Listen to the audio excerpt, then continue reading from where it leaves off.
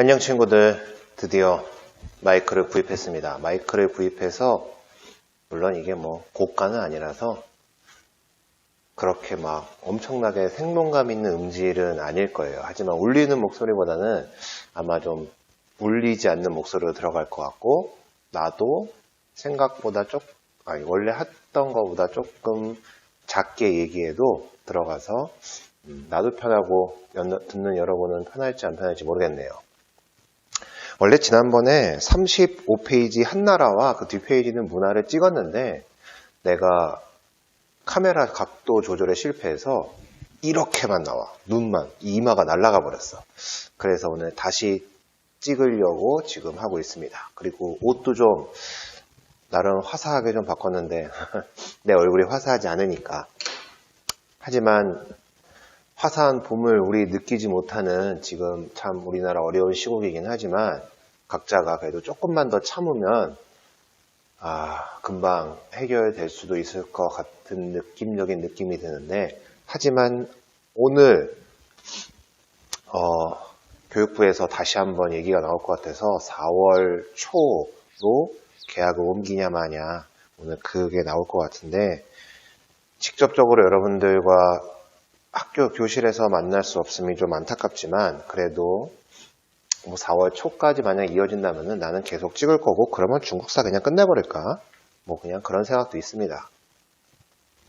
어쨌든 여러분들 집에서 유튜브를 통해서 내 수업, 원지쌤 수업 들을 때 그냥 나중에 몰아들어야지 하지 말고 조금씩 해서 듣도록 하고, 아마 이번 주에도 한 5개 정도, 하나, 둘, 셋, 넷, 5개에서 한 6개 정도 찍어서 올릴 거예요.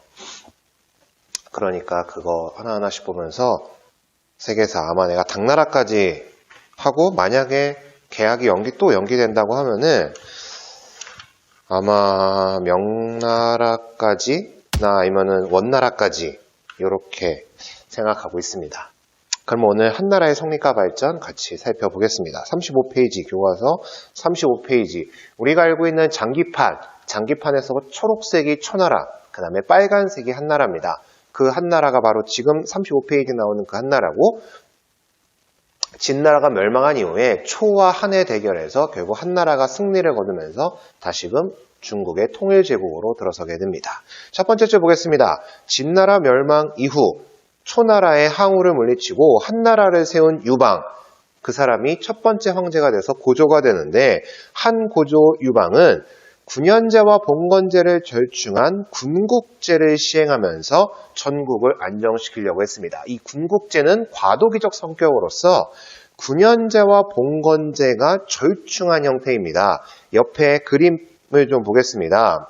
군국제, 군현제와 봉건제를 절충한 것으로 수도와 그 근처 지역은 군현제로, 수도에서 먼 지역은 제후를 봉해 봉건제로 다스리게 한 제도였는데, 지난번 내가 주나라 때 얘기하면서 설명 살짝 오류가 있었는데 지금 여기서 좀 고치겠습니다. 군국제는 수도와 주변 지역, 그러니까 우리대로 따지면 내가 그때 아마 주나라 설명하면서 서울과 경기지방이라고 했는데 주나라 때는 그냥 서울이라고만까지만 생각하면 될 것 같아요. 그리고 이 군국제에서 바로 첫 번째 군국제에서 군현제와 봉건제, 이 군현제가 바로 서울과 경기도 지역은 황제가 다스리는 것, 그리고 충청도, 전라도, 경상도 이쪽 지역들을 바로 봉건제로 각 지역을 제후로 봉해서 봉건제로 다스리게 하는, 그래서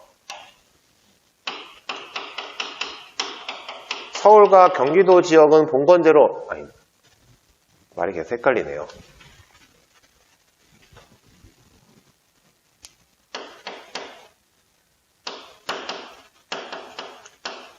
서울과 경기도 지역 정도는 황제가 직접 임명한 관리들을 보내서 군과 현으로 나누어서 군현제로 다스렸다면은 그 주변의 지방들은 바로 제후들이 다스리게 하는 봉건제 형식을 취하게 됩니다. 이게 바로 군국제가 되는데, 군국제 그냥 쉽게 외우는 방법, 어떤 선생님께서 얘기해 주신 방법인데, 이거를 비닐봉투라고 생각해, 묶여있는 봉건제. 비닐봉투 속에 군밤, 군고구마. 이렇게 해서 군국제. 이건 드립은 아니고, 드립인가? 네. 이렇게 해서 절충안으로 맞춰진 게 바로 군국제가 됩니다. 왜냐하면은 한 고조 유방이 혼자 싸운 게 아니란 말이야. 자신들과 함께한 유방을 도와서 함께 창업 공신들이 있잖아. 그 사람들한테 상을 베풀어줘야지. 왜냐하면은 나를 위해서 열심히 목숨 걸어가면서 싸웠기 때문에. 그래서 그들에게 상을 베푸는 차원에서 봉건제의 제후로 봉하게 됩니다. 하지만이 아니라 그 다음 두 번째 줄 끝에 그리고 북방에 있는 흉노족에게는 물자를 제공하고 평화를 유지했는데 이게 조금 황제국의 입장에서는 모양 빠지는 거야. 왜냐하면은 오랑캐잖아. 근데 오랑캐한테 물자를 제공하면서 평화를 어떻게 보면 약간 구걸하는 거지. 이게 잠깐 이렇게 갔다면은 세 번째 줄 보겠습니다. 무제. 한나라에서 가장 핵심적으로 기억해야 되는 사람은 바로 요 무제입니다. 무제 때 와서는 제후 세력들을 제압하고 바로 9년제를 전국적으로 시행해 중앙집권체제의 확립. 이제 군국제는 사라지게 됩니다. 무제는 강력한 황제 지배 체제, 강력한 중앙집권 체제를 갖추려고 생각했던 사람이기 때문에 바로 전국에 9년제를 시행하면서 황제가 임명한 관리들을 각 지역으로 파견해서 중앙집권 체제에 강화하려고 했습니다. 그리고 그 줄 끝에 동중서라는 신하의 건의를 받아들여서 유교를 통치 이념으로 채택합니다. 진나라는 법과 사상을 채택했다라면은 한나라 무제 때 와서는 바로 유학자들 유교를 국교로 받아들이면서 통치 이념으로 채택하게 됩니다.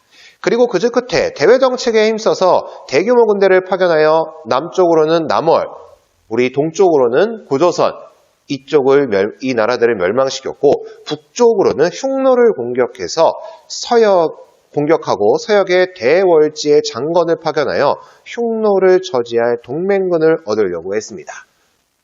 한고조 유방 때는 평화를 어떻게 보면 구걸했다면은 한무제 때는 내가 황제국인데 왜 흉노 같은 애들한테 물자를 바치면서 평화 구걸하는 게 황제국으로서의 모양이 빠지니까. 그래서 대외 정보를 확실하게 했습니다. 남월은 아마 베트남 북부 지역에 해당이 되는 거고, 고조선, 우리가 멸망했던 내용, 한국사에서 배웠던 내용, 바로 한무제 때고, 여기서 같이 기억해야 될 거는 장건이라는 사람인데, 이 장건, 서역 지방의 대월지라는 나라의 장건을 파견한 거야. 왜냐면은 흉노를 무찌르기 위해서, 흉노가 아무래도 기마민족이기 때문에 이 기마병, 이들을 제어하기 위해서 한나라 혼자만으로 조금 역부족했다라고 생각을 했고, 그래서 월지가 이때 흉노랑 좀 사이가 안 좋았기 때문에 그 소식을 듣고 장건을 파견해서 군사동맹을 맺으려고 했습니다. 하지만 계속 봅시다. 소기의 목적 달성하지 못했습니다. 바로 군사동맹이 제대로 체결이 안 됩니다. 왜냐면은 이때 전체적으로 총 한 13년에 걸려 장건이 한나라에서 출발해서 대월지 갔다가 돌아오는 길. 중간에 또 흉노한테 잡혀서 포로 생활합니다. 특이한 건 포로 생활하면서 흉노 여자도 만나고 자식도 낳고. 하지만 그 포로에서 탈출해서 월지로 갔는데 이 대월지가 상황이 바뀐 거야. 흉노랑 원래는 대척 관계, 약간 대립 관계에 있었는데 장건이 그렇게 긴 시간 동안 있으면서 월지가 다시금 흉노랑 별로 싸우고 싶어 하지 않았던 거지. 결국 대월지가 그런 생각을 하고 있으니까 다시 되돌아가게 되고, 되돌아가는 과정에도 다시 또 잡혀. 하지만 거기서 탈출할 때 자기 부인과 자식을 데리고 다시금 한나라로 돌아옵니다. 그러면은 성공도 못한 거 이게 도대체 무슨 의미냐? 바로 그 줄 계속 보니까 사막길이 개척이 되고 이 사막길을 통해서 중국의 비단이 유럽 지역으로 넘어가게 되면서 이 길을 실크로드라고 하게 됩니다. 어쨌든 이 사막길, 비단길이 개척이 돼서 교통로로 자리 잡게 되는 계기가 됩니다. 그런데 무제 때 계속 보면은 잦은 대외 원정, 계속된 주변 그 지역과의 전쟁, 영토는 넓히게 되지만 전쟁이 계속되다 보니까 잦은 대외 원정으로 인해서 국가 재정이 어려워졌고 이 국가 재정을 다시금 확충하기 위해서 소금과 철의 전매제를 시행하게 됩니다. 전매제는 국가가 독점해서 판매합니다. 소금, 사람들의 밥 먹을 때, 식생활에 꼭 필요한 거고 철, 농민들, 철제 농기구가 꼭 필요하잖아. 그래서 국가가 조금만 더 비싸게 팔아도 무조건 국가에서만 판매했기 때문에 이것을 살 수밖에 없었습니다. 그래서 국가 재정이 회복이 되게 되는 거고 그리고 그 줄 끝에 보니까 균수법, 평준법을 실시해서 물가를 조절했으니 균수법, 평준법 옆에 사이드, 오른쪽 사이드 설명 보겠습니다. 각 지방에서 많이 나는 물자를 세금으로 거둔 다음 해당 물자가 부족한 지방에 팔아 유통을 원활하게 한 정책. 그래서 물가 조절 정책으로 균수법과 평준법이 있는데 우선 우리가 지금 살펴본 것처럼 균수법은 어떤 지역에 오늘날로 따면 양파라고 합시다. 양파가 엄청나게 대풍이야. 양파가 그냥 쉽게 얘기해서 전라도 지방에서 엄청나게 많이 생겼다고 합시다. 그러면은 전라도 지방에서는 너무 많은 풍장이니까 물건값이 싸질 거 아니야. 양파값이. 하지만 저기 강원도는 양파 농사가 잘 안 돼서 엄청나게 비싸. 그러면 국가에서 전라도 지역의 양파, 싼 가격의 양파들을 확 산 다음에 강원도에다가 푸는 거야. 그래서 이거를 어떻게 보면은 지역 조절이 되는 거지. 전라도 지역, 강원도 지역 조절해서 전라도 지역에서 싼 거를 왕창 사서 강원도에다 풀어서 강원도 지역의 물가를 잡게 하는. 평준법 밑에 봅시다. 물자가 쌀 때 사두었다가 비쌀 때 시장에 풀어서 물가를 안정시키려고 했던 형태. 평준법은 시기를 조절하는 겁니다. 우리나라 쌀 농사로 합시다. 쌀이 엄청나게 대풍이 들었어. 그러면 당연히 대풍년이 드니까 그만큼 가격이 싸질 거 아니야. 그때 국가가 왕창 사놓는 거야. 그래서 창고에다가 쟁겨놨다가 쌀 벼농사가 흉년 들었을 때 그때 국가가 쌓아놓은 거를 풀어서 물가를 조절하는 정책. 이거는 오늘날 우리나라도 지금 대부분의 나라들이 이렇게 하고 있습니다. 어쨌든 물가 조절 정책으로 균수법, 평준법이 있었고 그 다음 그 문단 마지막 줄이네요. 바로 오수전을 주조해서 전국에 유통하게 됩니다. 진나라는 여러 화폐들을 반량전이라는 화폐로 통일했고 한나라 때 화폐로는 오수전, 이 오수전을 주조해서 전국에 유통하게 됩니다. 한무제가 35페이지에서는 핵심이니까 한무제가 했던 정책들 여러 가지 것들 같이 기억해 주시고 35조 한무제 정책 탐구활동 보겠습니다. 자료 1의 지도를 보면은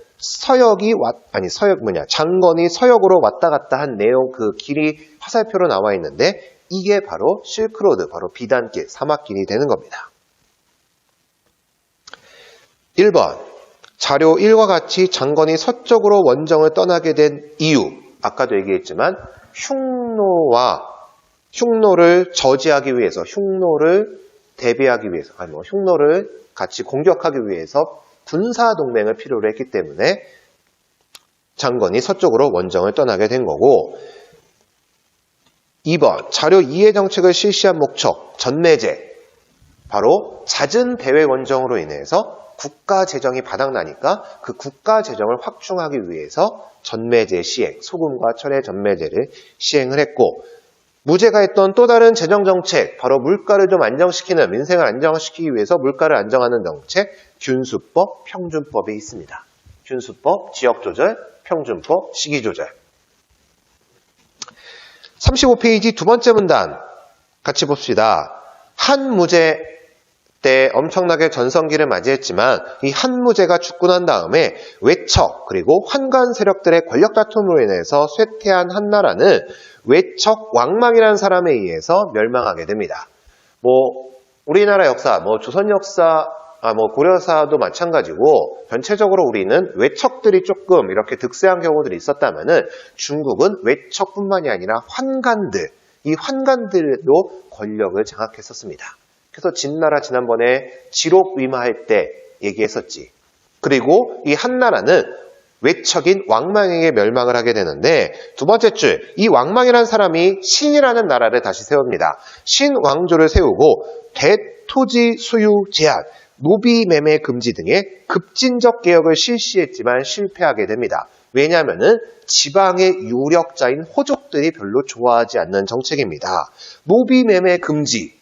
당연히 노비들이 왕창 있어야 호족들의 재산이 늘어나는 거고, 그 다음에 대토지 소유 제한. 토지들이 늘어나야 그만큼 재력이 있는 건데 그거를 못하게 하니까 결국 호족들의 반발로 인해서 실패하게 됩니다. 바로 그 줄 계속 봅시다. 광무제라는 사람 등장합니다. 광무제가 한나라를 다시 세우고 러양의 도읍을 정하게 되니 이때 한나라가 뒤에 세워진 한나라, 그래서 후한이 됩니다. 그래서 한나라는 요 신이라는 나라를 기준으로 후한, 전한, 무제가 바로 전한 사람이고 지금 광무제부터는 바로 후한. 이 광무제가 성이 유씨고 이름이 수야, 유수인데 이 사람도 원래 호족 출신이야. 그런데 유씨기 때문에 여러 호족들이 신을 멸망시킨 다음에 야, 너 유씨잖아. 너 황족이네. 황제족이네. 황제 친척이니까 네가 왕해. 이렇게 돼서 네가 황제해 라고 해서 황제가 된 겁니다.